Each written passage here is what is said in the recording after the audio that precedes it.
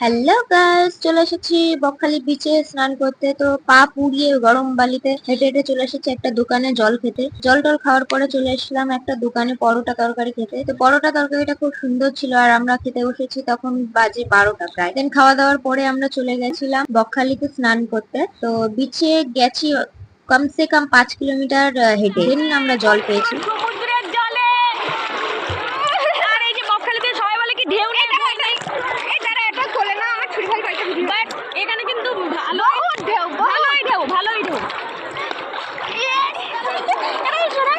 তোমরা কি করছো? বকখালি এসেছো আর আমরা কি করে অলরেডি বড় ঢেউ গাইস আসছে, দেখো ঢেউটা উঠে আসছে, কিন্তু আমাদের পর্যন্ত আসবে কিনা আমরা জানি না। তো প্রায় চলে এসছে ঢেউটা। এটাও সেই ঢেউটা না, এটাও সেই উঁচু মাথা।